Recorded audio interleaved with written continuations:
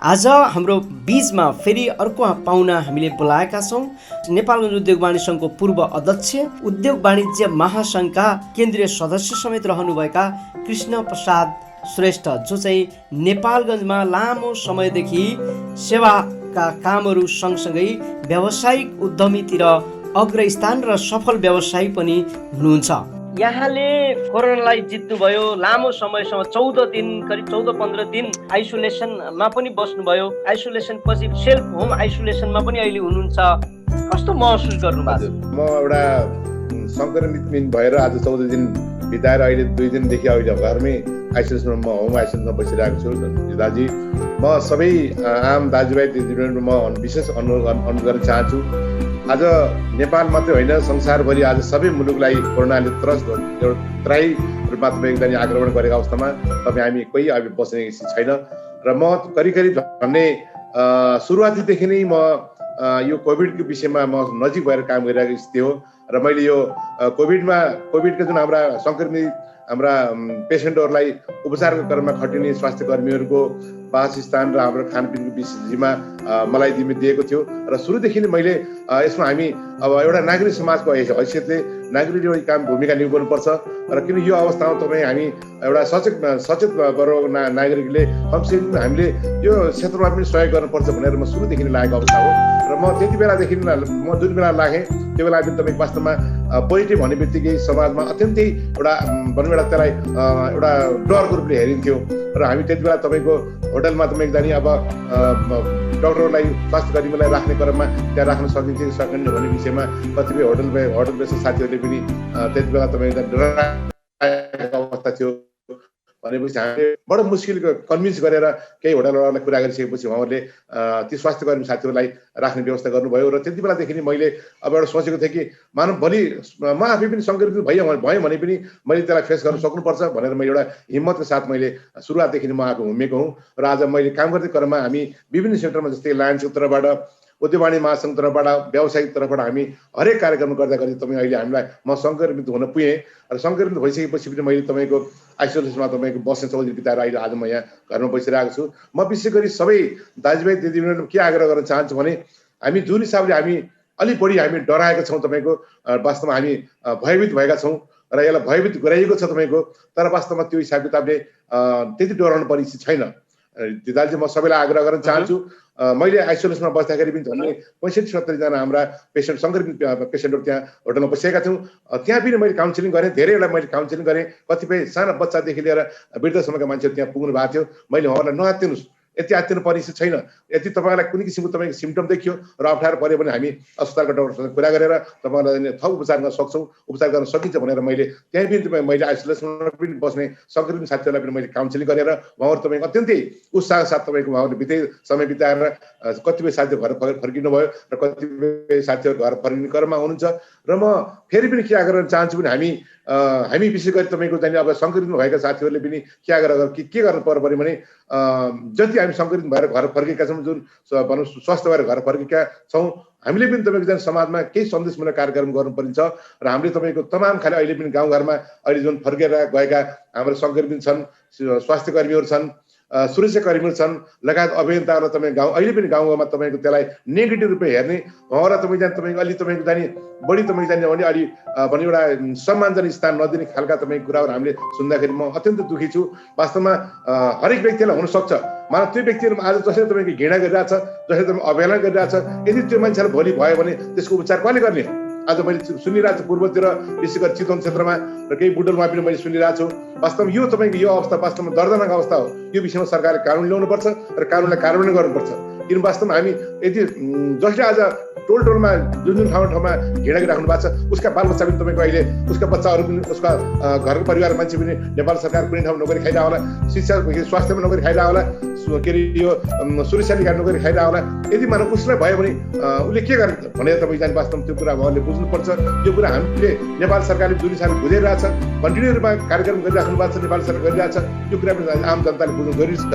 यदि हामीले कुरालाई बुझ्न सकेन भने वास्तवमा यसले पनि एउटा ठुलो रूप लिन सक्छ। त्यसले म के आग्रह गर्न चाहन्छु, हामी संयमित हुनु जरुरी छ। र जुन हिसाबले नेपाल सरकारले धेरै कार्यक्रम ल्याएको छ, स्वास्थ्य सम्बन्धी नीतिहरू थुप्रै किसिमको कार्यक्रम ल्याएर रोकथामका थुप्रै प्रोग्राम गरिरहेछ। यो विषयलाई तपाईँको नेपाली आम जनताहरूले पनि अहिले बुझ्न जरुरी छ। र मैले किनभने के आग्रह गर्न चाहन्छु भने हामीले नेपाल सरकारले ल्याएका स्वास्थ्य सम्बन्धी नीति कार्यक्रममा हामीले पूर्ण रूपमा पालन गर्न सक्नुपर्छ। यदि पालन गर्न सकेन भने भए हुन्छ त्यसको जब अब वास्तवमा त्यसको क्षति आम जनतालाई हुन्छ। राज्यलाई त वास्तवमा राज्यलाई त आम किसिमको अब तमाम किसिमको घाटा भइरहेछ। यत्रो अर्थतन्त्रमा चाहिँ सिङ्गो मुलुकलाई तपाईँको तयार बनेबाट अत्यन्तै अप्ठ्यारो परेको स्थितिमा हामी जनताले पनि सोच्नु पर्यो। दिदाजी, यहाँलाई कोरोना ट्रेसिङबाट पत्ता लागेको हो कि अथवा चेक गराम भनेर के हिसाबले संक्रमित पत्ता लाग्यो?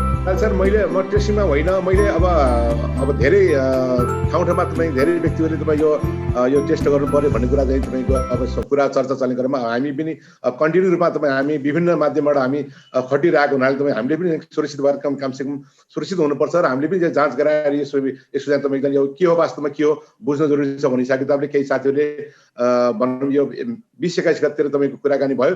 कुराकानी हुने क्रममा म लगायत अरू साथीहरू हामी सँगै गएर तपाईँको टेस्ट गऱ्यौँ। PCR टेस्ट गर्ने क्रममा मलाई त अरू साथीहरूलाई नेगेटिभ देखियो र मलाई पोजिटिभ देखिएपछि म तपाईँको जुन दिन मलाई पोजिटिभ देखियो म बाहिर थिएँ, बर्दियातिर गएको थिएँ। आउने क्रममा बाटोमा मलाई साथीहरूले खबर गर्नुभयो र कृष्णजी तपाईँलाई पोजिटिभ देखिएको कुरा हामीले जानकारी पायौँ भन्ने कुरा भयो। त्यसपछि ठिक छ। अब मलाई थाहा थियो म सुरुदेखि नै मलाई थाहा थियो कि म एक दिन पक्कै पनि सङ्क्रमित हुन्छु र सङ्क्रमित हुँदाखेरि पनि म तपाईँको त्यसलाई मैले हताशिन्न, म डराउँदिनँ र यसो म फेस गर्न सक्छु भन्ने कुरा मैले हिम्मत गरेको थिएँ। र मैले आज वास्तवमा त्यो दिन मैले तपाईँको सुरुमै सोचेको हुनाले पनि मैले तपाईँको यसलाई फेस गर्न त्यति गाह्रो भएन। किनभने मलाई थाहा थियो हामी काम गर्ने क्रममा हामी वास्तवमा घटनामा पर्छौँ भन्ने कुरा। किनभने त्यो कुरा थाहा हुँदाहुँदै पनि हामीले मैले होमिएर अगाडि गरेको कुरा हो। तपाईँ जुन आइसोलेसनमा बस्नुभयो त्यहाँ कस्तो व्यवस्थापन छ? त्यो व्यवस्थापन प्रति तपाईँ कतिको सन्तुष्टि हुनुहुन्छ अथवा कस्तो गर्नु पर्थ्यो? राज्यको के छ त्यहाँ दायित्व पुरा भएको छ छैन अथवा कसरी भइरहेछ? त्यो सेल्फ तपाईँहरूले तिर्नु भएको छ तिर्न त होइन, त्यसलाई राज्यले के कन्ट्रिब्युसन गरेछ? दिताल सर, म यो विषयमा अब निर्णय भएको विषयमा हामीले अन्यथा लिनु कुरो हुँदैन। तर मैले के आग्रह गर्न चाहन्छु भने जस्तो कि म तपाईँको जिल्लामा तपाईँको विभिन्न खालको थुप्रै विभिन्न व्यक्तिहरू हुनुहुन्छ जसले तपाईँको कोभिडलाई सघाउन चाहनुहुन्छ। म एउटा सचेत यो जिल्लाको सचेत वर्ग हौँ, सचेत नागरिकको हिसाब किताबले मलाई तपाईँको जिम्मा दिएको थियो कि आवासको व्यवस्था जब स्वास्थ्य कर्मीहरूलाई आवासको व्यवस्थापन र खानाको व्यवस्थापन हामीले जिम्मा दिइसकेपछि बाहिर पनि मान्छे थुप्रै छन् भन्ने कुरा तपाईँको नगरपालिका अथवा तपाईँको यो कोभिड व्यवस्थापन समितिले बुझ्नु के जरुरी थियो भने अन्य तपाईँको व्यक्तिहरूले पनि सहयोग लिनुपर्छ भन्ने खालको कुरा तपाईँको उहाँहरूले त्यति साह्रो तपाईँको उहाँहरूले जिम्मेवारपूर्वक वहन गरिराख्नु भएको छैन। जिल्ला समन्वय समितिले तपाईँको जुन घटना यो कोभिडको कुराहरू अगाडि बढिसकेपछि जिल्ला समन्वय समिति मार्फत कमसेकम जिल्लामा भएका तमाम खाली बुद्धिजीवीहरू छन् जसले नागरिक समाजहरू छ, जसले तपाईँको हाम्रा विभिन्न संस्थाहरू छन्, जस्तो लायन्स क्लब छ, यहाँ जेसी छ, लगायत तपाईँ धेरै लियो लगायत थुप्रै संस्थाहरू छन् जसले तपाईँको कोभिडलाई सघाउन चाहनुहुन्थ्यो।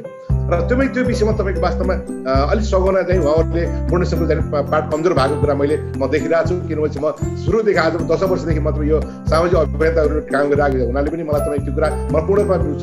तर यो अहिले जुन यो आइसोलेसनमा बस्ने विषयमा तपाईँको वास्तवमा के गर्नु पर्थ्यो भने तपाईँको अलि बढी तपाईँको होटल व्यवस्था सङ्घ छ, यहाँ होटल व्यवस्था सङ्घ साथीहरूलाई कुरा गरेर ल हामीले प्राइभेट सेक्टरमा पनि दिनुपर्ने पसाल्नु पर्ने भयो। एकचोटि तपाईँको सुझाव के छ भनेर एकचोटि होटल व्यवस्था सङ्घका हाम्रो अध्यक्ष लगायत कार्य समितिसँग बसेर कुरालाई छलफल गर्नु पर्थ्यो। र यदि छलफल गरेको भए तपाईँ मलाई चाहिँ पक्कै पनि एउटा जुन हिसाबले आज तपाईँको महँगो पैसामा शुल्क तिरेर होटलमा बस्ने चाहिँ व्यवस्था गरेको चाहिँ छ, वास्तवमा त्यो केही न केही कम हुन्थ्यो। र आज अन्य होटलहरूले पनि अहिले व्यवसाय गर्न नपाएर त उनीहरू चाहिँ अहिले छटपटाएर अवस्थामा अन्य होटलहरूले पनि तपाईँको काम गरेर पाउनु पर्थ्यो। त्यो विषयमा तपाईँको अब सुटुक्क लाएर तपाईँ जाने केही होटलसँग मात्रै कुरा गरेर जुन हिसाब तपाईँको नगरपालिकाका दाममा केही भनौँ त्यहाँका जाने साथीहरूले कुरा गर्नुभयो त्यसले वास्तवमा म सन्तुष्ट छैन। बस्ने कुरा आफ्नो ठाउँमा छ, मैले पैसा तिरेर बसेँ।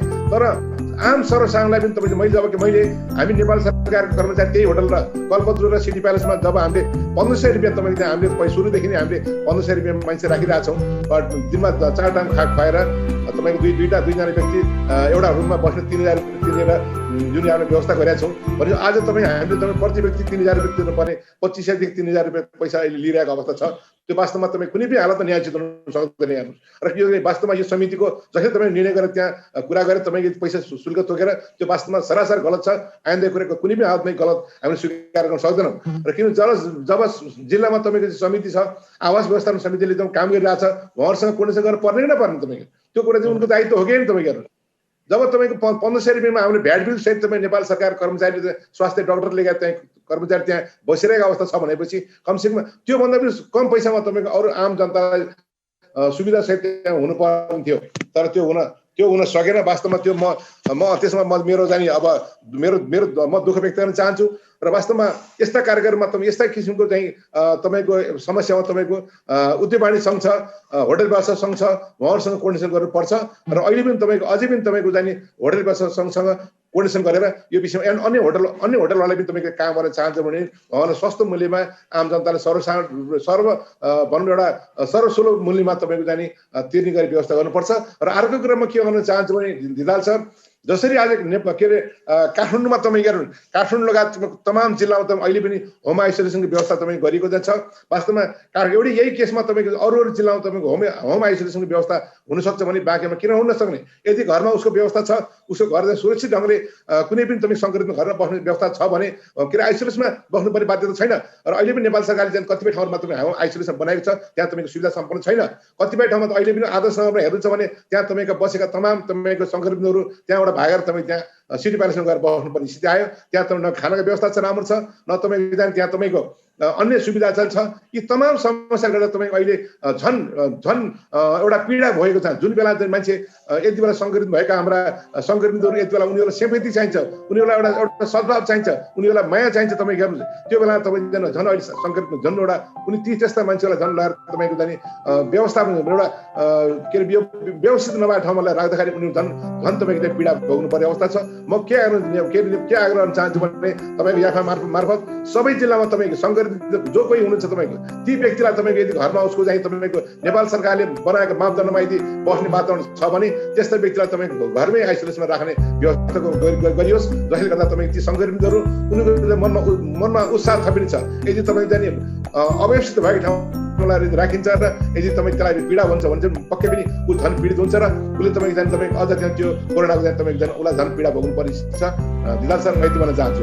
यसमा मानिसहरूको बिहेभमा के फरक पाउँछ? अब दिदाल सर, वास्तवमा हाम्रो नेपाली समाज वास्तवमा हामी धेरै पछाडि छौँ। जति हामीले भाषण गर्छौँ, जति हामीले कुरा गर्छौँ, जति हामीले मञ्चमा कुरा गर्छौँ, त्यति कुरा व्यवहारमा परिणत भएको अवस्था छैन सर। मैले त हुनसक्छ मलाई त त्यस्तो किसिमको चाहिँ व्यवहार मलाई चाहिँ अब नहोला, तर मैले अब जसरी मैले तपाईँ कन्टिन्यू रूपमा सुनिरहेको छु, मैले नियमित सुनिरहेको छु, म कन्टिन्यू यो कोभिडका कार्यक्रम कन्टिन्यू सबै ठाउँका कार्यक्रम म फेरि प्राय गरेर सबै एफएम सबैका समाचारहरू नियमित तपाईँको हरेक करिब म सबै सुन्ने भारतले मलाई देशभरिका कार्यक्रम सुन्दाखेरि म अत्यन्तै दुःखी छु। वास्तवमा जुन हिसाबले तपाईँको सङ्क्रमितहरूलाई हेर्नुपर्ने दृष्टिकोण छ, नेपाल सरकारले पनि त्यसलाई प्रश्न नसकेको कि त्यसलाई कानुन बनाएर तपाईँ कडा कानुन ल्याएर तपाईँ त्यसलाई चित्र बनाउनु पर्ने जुन हिसाबले तपाईँ त्यो गर्न सकिरहेको अवस्था छैन। अहिले पनि तपाईँको तमाम ठाउँमा तपाईँको स्वास्थ्य कर्मीहरूमाथि तपाईँको आक्रमण भइरहेछ, डक्टरमाथि आक्रमण भइरहेछ। कि तपाईँ अपराधी हुन्? ती त अपराधी होइन नि त, ती त सेवामा खटिएका तपाईँको ती कर्मचारी हुन्।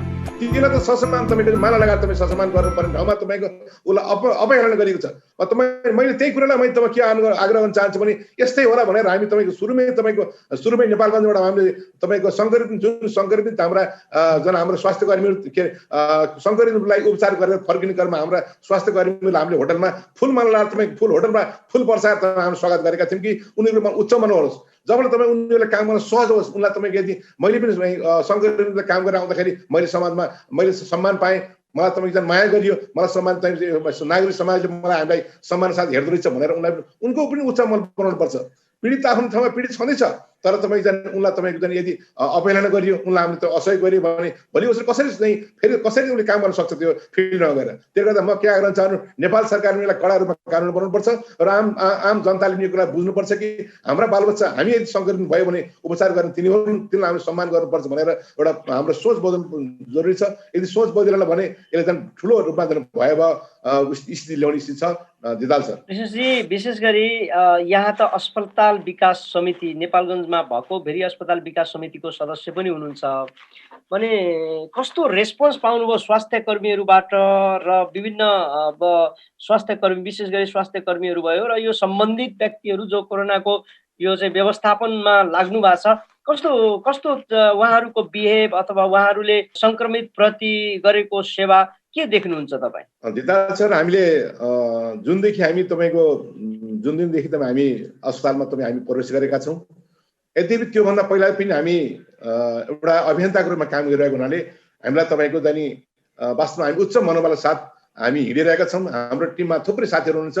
यद्यपि म उद्योगवाणी महासङ्घ केन्द्रीय सदस्य नाताले, उद्योगवाणी सङ्घको पूर्व अध्यक्ष नाताले, म लायन्सको लिडरको नाताले र समाजमा विभिन्न समुदायमा म एउटा अग्रणी भूमिका रूपले काम गरिरहेको नाताले मैले सबै ठाउँमा मैले एउटा पोजिटिभ भूमिका रूपमा मैले खेलिरहेको छु। र यद्यपि म के अरे हामी भेरी स्तरमा तपाईँको एउटा सदस्य नाताले त्यहाँ प्रवेश गरिसकेपछि त्यहाँ वास्तवमा हाम्रो टिम गइसकेपछि हाम्रो कन्टिन्यू रूपमा हामी तपाईँ त्यहाँका डक्टरहरूसँग हाम्रो कन्टिन्यू रूपमा मिटिङहरू भइरहेछन्। कोभिडको विषयमा हामी कसरी अगाडि बढ्ने, कसरी तपाईँले काम गरिराख्नु भएको छ, तपाईँहरूको कहाँनिर अप्ठ्यारो छन्, हामीले तपाईँलाई कहाँ सघाउनु पर्छ भनेर हामी कन्टिन्यू रूपमा तपाईँ हाम्रो भेरी अस्पतालका हाम्रा मेसुर लगायत अन्य डक्टरसँग कुरा गर्नु भइरहेछन्। र यसमा तपाईँको मलाई चाहिँ कि भेरी अस्पतालका हाम्रा डक्टर लगायत तपाईँको मेसुर लगायत तमाम खाले हाम्रा थुप्रै विभागका डक्टर साहब हुनुहुन्छ, त्यहाँ ल्याबका हुनुहुन्छ, त्यहाँ अन्य हाम्रा नर्सिङ स्टाफहरू हुनुहुन्छ, अनि सबै हाम्रा तपाईँ त्यहाँ कर्मचारीहरूले उच्च मनोबलका साथ काम गरिरहेको दिदाल सर। वास्तवमा जुन हिसाबले तपाईँ जाने मलाई चाहिँ पूर्वतिर तपाईँले हेर्नुहुन्छ भने त्यहाँ तपाईँले जुन हिसाबले हाम्रो तपाईँले 2 नोटमा तपाईँले हेर्नुहुन्छ भने त्यहाँका कतिपय डक्टरहरू तपाईँको घरमा बसेको अवस्था छ, उनीहरूले फोन रिसिभ गरिरहेको छन्, तर त्यो अवस्था छैन। नेपालगञ्जका भेरी अस्पतालका डक्टर कुनै पनि डक्टरलाई तपाईँले कतिपय कुनै पनि बेला तपाईँलाई यदि आवश्यक परे तपाईँले फोन गर्नुभयो भने उहाँले रेस्पोन्स गर्नुहुन्छ र आवश्यक परेको बेला उहाँ फिल्डमा खटेर काम गर्नुहुन्छ। र म क्या गर्न चाहन्छु जस्तै तपाईँ भेरी अस्पतालको विषयमा तपाईँहरूले हेर्नुहुन्छ भने स्वयं तपाईँ अहिले तपाईँको अहिले सङ्क्रमितहरूको सङ्ख्या वृद्धि भइसकेपछि खजुरामा रहेको चाहिँ तपाईँको हाम्रो लेभल 2 तपाईँको चाहिँ आइसोलेसनको जुन हाम्रो कोभिडका चाहिँ पेसेन्ट त्यहाँ राखिएको छ। अब त्यहाँ तपाईँको राख्न नसकिने भइसकेपछि हामीले त्यहाँबाट त्यहाँ भेरी अस्पतालको तपाईँ जुन हाम्रो जहाँ हाम्रो पर्सुदेन बस्ने माथि त्यहाँ दुईवटा चाहिँ तपाईँ 3टा तला छ, त्यहाँ 3टा तलामा झन्डै 100वटा भन्दा बढी बेड तपाईँको चाहिँ विस्तार गर्ने हिसाबमा हामीले अहिले त्यहाँ तयारी गरिरहेको अवस्था छ।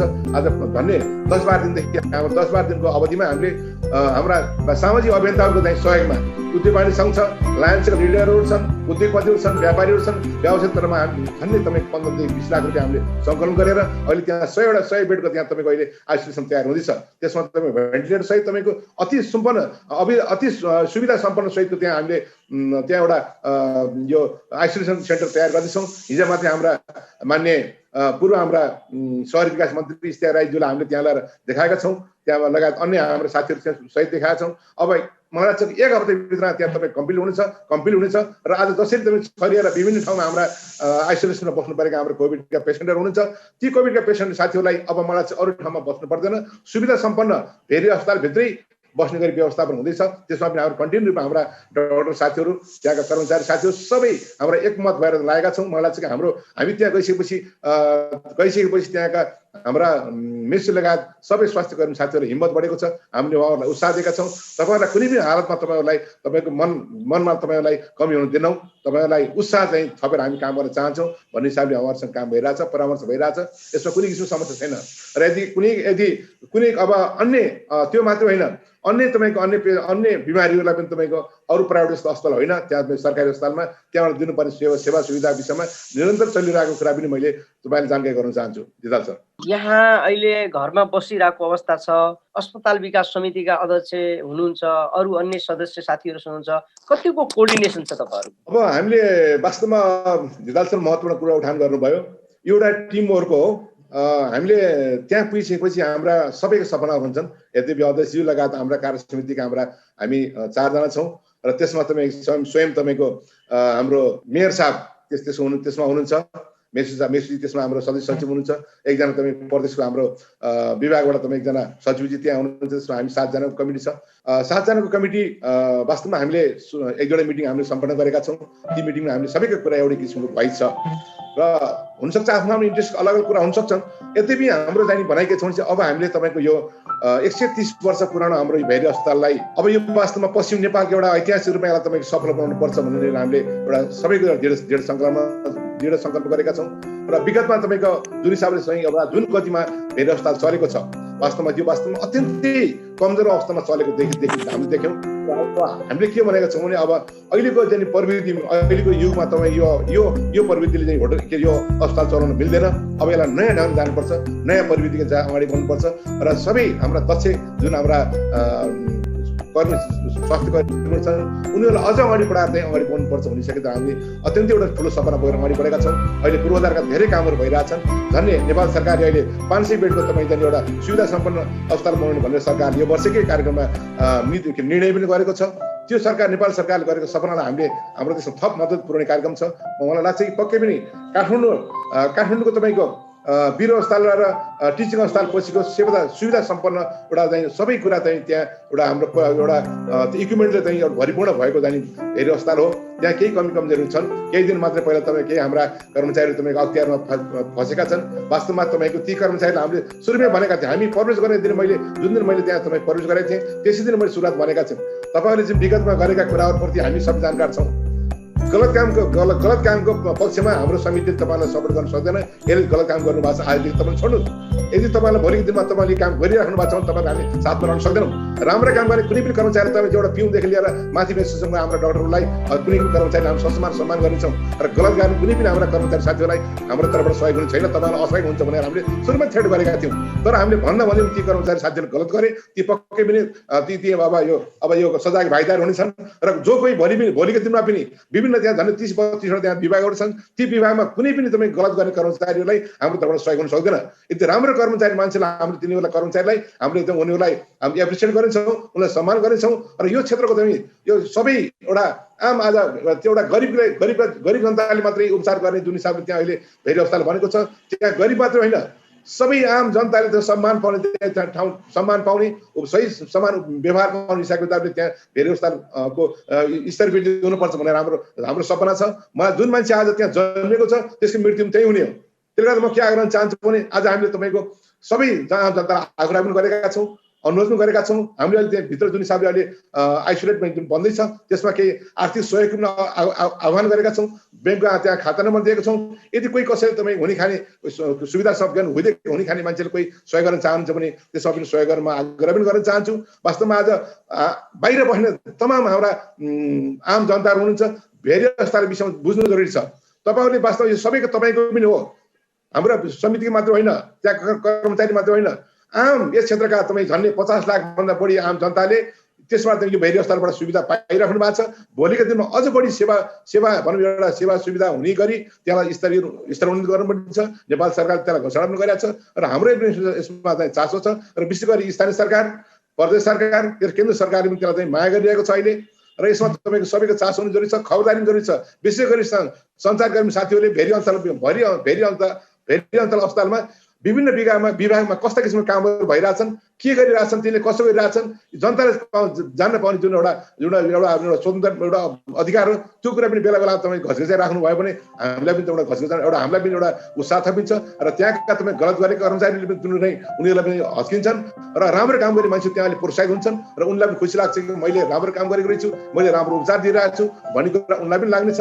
र हाम्रो आग्रह छ बार के भनेको छ भने भेरी अञ्चल अस्पताल सबै हामी यस क्षेत्रका सबै जनताको हो र त्यहाँ सबैले समान व्यवहार पाउनुपर्छ, सही उपचार हुनुपर्छ भनेर हामीले बार आग्रह गरिरहेका छौँ। मैले देशभरिका हाम्रा सम्पूर्ण दाजुभाइ दिदीबहिनीहरू म सङ्करित तर्फबाट म सबैलाई के आग्रह गर्न चाहन्छु भने जुन हिसाबले तपाईँ हामी डराइरहेका छौँ, जुन हिसाबले हामीलाई अलिक बढी भ्रमित भइरहेका छौँ, तपाईँहरूले मलाई देखिरहनु भएको छ। म तपाईँको हिजो जस्तो तपाईँ थिएँ आज त्यस्तै छु। मलाई कुनै किसिमको तपाईँको चाहिँ अप्ठ्यारो छैन, कुनै किसिमको फिल छैन। यति तपाईँको म झन्डै 70-80% मान्छेहरूलाई यदि लक्षण भनौँ यो रिजल्टमा तपाईँ पोजिटिभ देखे पनि कति बेला तपाईँ लक्षण हुँदो रहेछ भन्ने कुरा बुझ्नुपर्छ। यदि देखि नै हाल्यो भने तपाईँको हामीले केही कुराहरू अहिले सावधानी अपनाउनु पर्नेछ। जसमा तपाईँ हामीले यो बेलामा तपाईँको चिसो पानी नखाने, चिसो दही नखाने होइन, लगायत तपाईँको जाने अब चिसो पानीमा ननुहाउने होइन। अब नेपाल सरकारले चाहिँ एउटा मोडालिटी बनाएको छ स्वास्थ्य सम्बन्धी ती कुराहरूलाई हामीले ध्यान दिनु जरुरी छ होइन। हामी विभिन्न खाले भरमको पछि लाग्ने होइन।